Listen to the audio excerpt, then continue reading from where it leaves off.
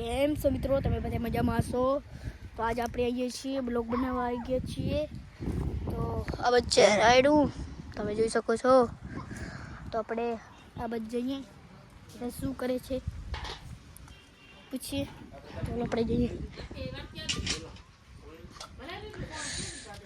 તો આપણે જઈએ મિત્રો. કેમ છે આરતી?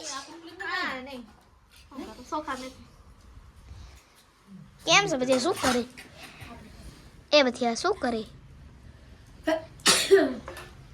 પછી કઈ જવા વાલે ભાઈ શું કરે?